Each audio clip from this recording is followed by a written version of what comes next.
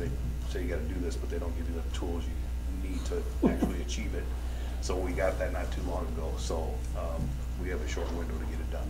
Is there a threshold for how many have to be, I mean, is it 100%? Obviously, you can't get to 100, right? There's gonna be a place on the sheet, if they don't wanna fill it out, they can put refuse, but I need them to put their address on it, and I need them to fill that out that they refuse to participate. We need to have that documented. The more unknowns we get, the more they're gonna come back and want us to dig in deeper. The problem with all this is we don't own any of it. We don't own the ground that it's on, but they're going to want us to come and go and physically dig someone's yard up. I need them to tell me how we're going to legally do that. So the more information that they can give us on this, the less likely we have to worry about doing that. So I just thought I'd give you guys a heads up so that you knew about it if someone does call and contact you. What is this for? Flint, Michigan, basically. But I mean, they're chasing lead, right? Yeah, they want zero lead by X amount of date or whatever. So basically, they can't force citizens to do it, but they can force municipalities to do it to get the inventory. So that's what they're starting with. And the lead would come from the there's residential there's actually hookup lead to services. There are some. We have lead services in town. There's lead pigtails, which I don't know if anybody who a homeowner will have a clue if they have a lead pigtail. The closest thing I've determined to knowing if a person has a lead pigtail is if that curb box is sitting directly on top of that water main, there'll be a lead pigtail because it's flexible. It can, do some 90-degree turns and go right on top and sit on top of the service line or the main. So that's pretty much my educated guess is if that curb box is close to the curb on top of the main, it's got lead pigtail. Okay, in 1978. Any house built after 1978, 86. you have lead, 86. 1978, as far as real estate's concerned, any house built before 1978 has the potential for having lead-based paint. You have to fill out lead-based disclosures. So is there a time and point when 1986 services quit using it? So if your house was built, like on the golf course, you know darn well they don't have any lead. Yep, because, well, like them subdivisions, we know that they have, when they were put in, they have copper service lines. So them are copper service lines, we know there's no lead in them. Now we just need them people to go and fill out what's in their house for. But they're not worried about the lead in the copper service lines in the solder joints. There's not mention of that. Okay. So, no, there's not mention of that. Okay. Now, any house basically built after 1986, I do believe, is when they pass a deal saying no lead service lines. That's what I was asking. Yes, there's no, but that doesn't mean that, so we can go and look at from 1986 and newer and document that it doesn't have lead, but we still don't know if it's a copper or if it's galvanized because it wasn't. Or if it's plastic. Yeah, it wasn't stated that you had to have copper, it was just no lead. So we still need them to fill that stuff out. Okay, Thank you. I'm just trying to figure out the way. All right. Moving on to thumbs up award. Steve, do you have anything? Not today, thank you. Mark? Yes. Just the thumbs up to all the volunteers that are putting in hours out at the Pioneer Christmas Village and to the Christmas in Hometown Lamar's. There's a lot of volunteers that are putting in a lot of time and effort. And thanks to the volunteers that put on the golf tournament that we already saw. That takes 100 and some volunteers. So anyway, thumbs up. I'm thankful for you. Park? Nothing. Brian? Pass. Okay, moving on to consent items. Under the consent items, we have an approval of the November 7, 2023 regular meeting minutes, a list of bills for a period ending 11/17/23, monthly financial statement for October 2023, renewal of liquor licenses for Four Brothers, Willow Creek Bar and Grill, Pizza Hut, a new liquor license for Red Shed, and a 5-day liquor license to Bachers. Annual street finance report. We'll need a roll call for that. TIF indebtedness certification, annual urban renewal report AFR, urban revitalization tax exempt requests, and election canvas.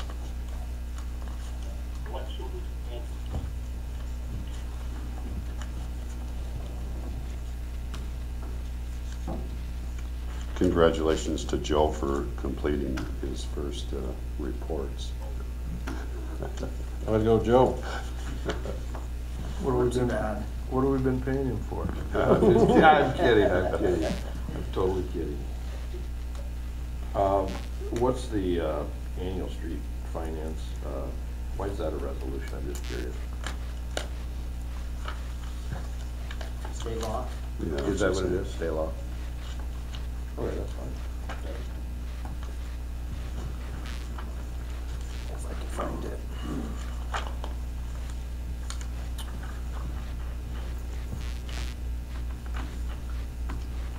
Make a motion approving consent items 1 through 8 with a roll call on number 5 for resolution 23-49. Second. We have a motion and a second. Any further discussion? If not, roll call, please. Wick, Yes. Goodchild, Yes. Sturgeon, Yes. Bruns. Yes. Motion carried. Moving on to action items. We've got the Floyd Valley Healthcare Audit Report. So Denman and Associates will be here at the council meeting, which I see the representatives standing up here, to present the Lamar's Floyd Valley Healthcare Audit Report for the year ended June 30, 2023. Audits have been distributed electronically. I think a few of you have some paper copies. Well, good afternoon. Thank you for having me here with your meeting today. My name is Steve Bruin. I'm a partner at Denman in Des Moines, and I've had the pleasure of working with you the last few years. As you know, we need to get our audit done before the city can get their audit done, and so we moved along, and I want to thank Daryl and Dustin at the hospital to make the process run smoothly again for us this year, as I spent a week up here with my staff on site, because hospitals aren't necessarily the most straightforward organizations to audit in this day and age. So, but most importantly, we're rendering a clean or unmodified opinion, which is on, when I started here it was 1 page, now the auditor's report is 3 pages, but we get to the same result of a clean opinion. The only change to the auditor's report references a change in accounting principle related to some GASB standard changes, which the hospital was required to adopt during the year. The city will more than likely need to adopt that as well too. It's called GASB 96, and it relates to subscription-based information technology arrangements, as most governmental entities utilize someone else's IT system, and the hospital is no different. So it was quite a bit of work digging into all the leases and agreements here just to come up to book at the end of June 30, 2023, about a $19,000 adjustment. That's all due to timing. However, different governments, that might be a very large number based on what they are quote-unquote leasing and over how many years on that. That will change more than likely this year as the hospital works with the 3-year arrangement, which started July of this year after the end of the year for their IT leasing and utilization. So I thought I'd get that out of the way there, but once again, it was a lot of work and it's a lot of disclosures, but for not much of an adjustment to the financial statements. Also in the auditor's report, it covers the foundation of the hospital. We're required to audit that as well too. The foundation has about $1.5 million in assets, and so those audited financial statements are included within the audit report as well too. I'm going to highlight a couple of items here on the balance sheet or the statement of net position. The current assets, about $30 million, which is comprised, $22 million of that is in cash and CDs.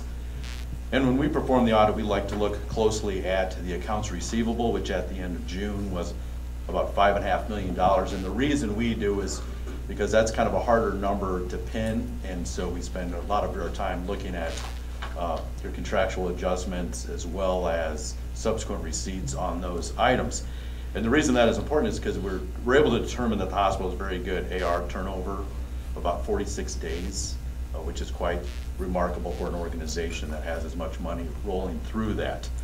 And the net patient revenue of the hospital, just for discussion purposes, about $121,000 a day is what the hospital generates in net patient revenue. So once again, in addition to the AR, what we look at is Medicare cost reporting and the settlements of those, because we can't audit those. The fiscal intermediaries audit those, and they were actually kind of a few years behind, but we can't push them along, and they settled 2 years of cost reports during the year. And the reason this is important is if they have significant settlement numbers, then it might be plausible to think that if you have a settlement of a few $100,000 1 year and you have 3 years of open cost reports, it could easily be $1 million. But we're happy to report that the settlements through 2020 happened this year, and there were very minimal settlement amounts. So based on that, we're fairly satisfied that the ongoing reporting or the reporting after 2020 is more than likely going to be accurate, and you're not going to have significant settlements. So we spend quite a bit of time looking at that. Also, as you know, the hospital is still in its final stages of its large expansion project, which is supposed to be done here in February. So we have a lot of capital assets sitting in construction in progress related to that, but it's my understanding that project will be done in February. And so the project then going forward the next fiscal year will be to work through all of the capitalized assets and make sure that their estimated useful lives of the underlying assets will be set up accordingly, because the depreciation expense more than likely will increase on the hospital several $100,000 next year, and we'll want to make sure that that depreciation is calculated correctly. In addition to that, on the other side of the capital assets would be the revenue bonds, and there's another room from June 30 to the end of the project of another $3 million that can be borrowed on the revenue bonds. Then those will be set in place going forward based on what was provided 2 years ago when the council here approved those revenue bonds. So that's going to change the look of the financial statements as well next year. But when we look at total assets, the hospital is up about $7 million over the prior year in total assets, and that is nearly $80 million related to the healthcare system alone. We also look at, of course, the operating income for the year was $2.9 million. Change in total net position to the positive of $3.6 million. What's driving the expenses, governmental entities are no different, is battling inflation. Obviously, there's some timing there with regards to making sure that the services, the pricing cover that, because even in my own business too, the cost of employees and salaries have gone up quite a little bit just to keep staffing, and that's the same across all industries. One thing also of note is the COVID funding is over. That was obviously a lot of revenue that rolled through the healthcare system last few years, but that is done this year. There was maybe some final recognition of about $300,000 during the year, but that piece is done. But more importantly, we like to look at the cash flows that are being generated by the hospital's operations. And so the operating piece generated $3.7 million alone, $5 million last year. So the 24 months ramping up to June 30, 2023 was nearly $9 million in operating cash being generated by the healthcare system.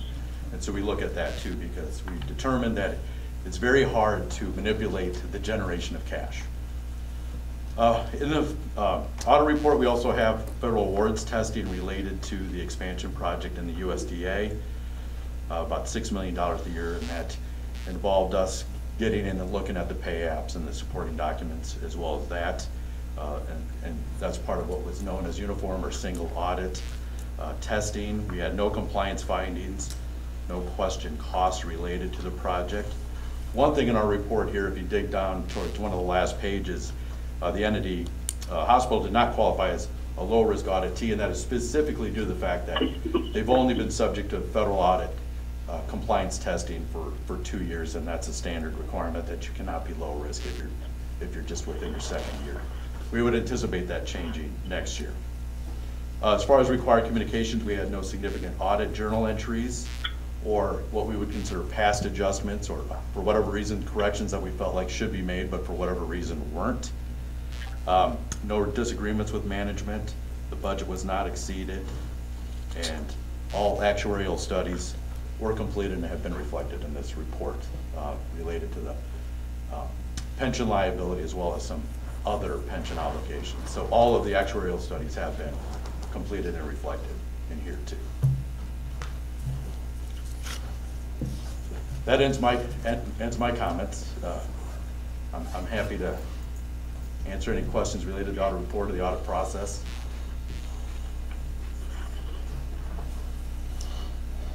Are you guys satisfied with the results? All right. Big okay.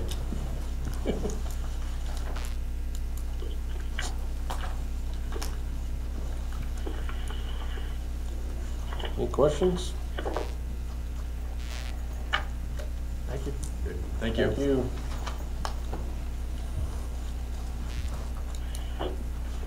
Need a motion to accept the audit. So moved. Second. Got a motion and a second? All those in favor say aye. Aye. Aye.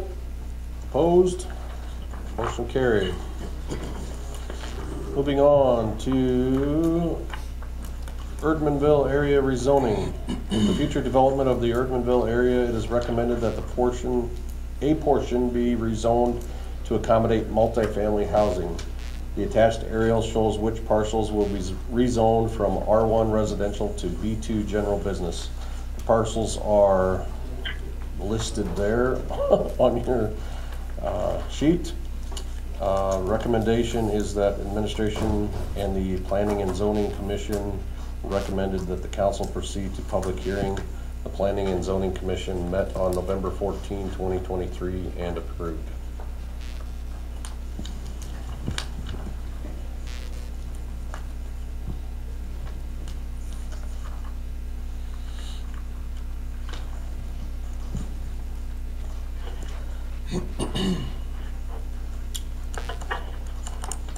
I will make a motion to establish December 5th, 2023 at 12 p.m. as a public hearing for rezoning parcels 12-9-304-003, 4th Avenue Northwest, 12-09-304-004, 401 4th Street Northwest, and 12-09-302-006, 401 6th Street Northwest from R1 Residential to B2 General Business. Second. We have a motion and a second. Any further discussion? All those in favor say aye. Aye. Aye. Opposed? Motion carried. Moving on to the Lamar's Industrial Park 4th Edition Final Plat. On November 14, 2023, the Planning and Zoning Commission approved the final plat, restrictive covenants, and proposed zoning of Lamar's Industrial Park 4th Edition. The final plat consists of 7 lots, and all lots are proposed to be zoned I3 Heavy Industrial. The final plat and restrictive covenants are attached. Administration and Planning and Zoning recommend council approve the final plat and restrictive covenants, as well as proceeding to a public hearing to rezone.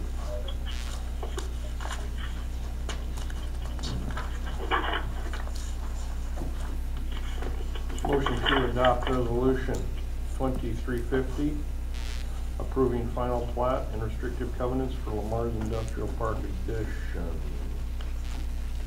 Second. I have a motion and a second. Roll call, please. Sturgeon, Yes. Wick, Yes. Bruns, Yes. Goodchild. Yes. Motion carried. Motion to establish December 5th, 2023 at noon, 12 p.m. as a public hearing to rezone Lamar's Industrial Park 4th Edition from R1 to Heavy I3 Industrial. Read that backwards. Second. I have a motion and a second. All those in favor say aye. Aye. Aye. Opposed? Motion carried. Moving on to the boundaries ordinance. The annexation of land south of the city limits that the city council approved on October 3, 2023. The meeting has been officially accepted by the Iowa Secretary of State as of November 3rd, 2023. With the addition of land, we must amend Chapter 3 boundaries to reflect ward and precinct changes. Iowa code requires an agreement between cities and counties when precincts containing both city territory and county territory. An agreement is attached for review. The agreement and ordinance can be approved at the same time. Administration recommends council proceed to a public hearing. Who comes up with these boundaries? Is it the state or is it the county or who comes up with them, Jason? Typically I start and then I work with Stacy. Right, okay. To make sure But I didn't that- know if it had to go through Secretary of State or whoever. So isn't They it, get, they get copies. isn't it all based on the election vote and that's the number that counts that changes the boundary? Well, Census. is it precincts can only be so large. I mean, you can only have so many people Okay, in a precinct. That's I why was on the we redistricting committee. that's It was why based on we- the census. essentially went to 4. We have 4 precincts and 3 wards, just because of that rule. Okay. Wards are supposed to be split up evenly, trying to split it evenly. with the population. Yeah. And this change is very minimal. Yeah, the change is, 3.02 under precincts, precinct number 2. The previous agreement had the Martfeld and the Palmer properties in there. They were in the county. Now they're in the city, so those 2 properties are removed. Okay, okay. I knew it was minimal, but. Yep. There's no change to the boundaries of the wards, it's just the precinct. And the county supervisors did sign off on it this morning. Make a motion to establish December 5, 2023 at 12 o'clock PM for a public hearing on amending Chapter 3 boundaries of Lamar's Code of Ordinances. Second now. I have a motion and a second. All those in favor say aye. Aye. Aye. Opposed? Motion carried. Discussion items. Jason, you're up. Not a whole lot today. Plywood, Gaverson Smith continues to pour concrete down there. Plan is still to get it done this year. 7th and K49 overlay project. I was out there this morning. They're seeding today, and then it should be open. I'm assuming by the end of the day, the barricades should come down. So people have been using it anyway, but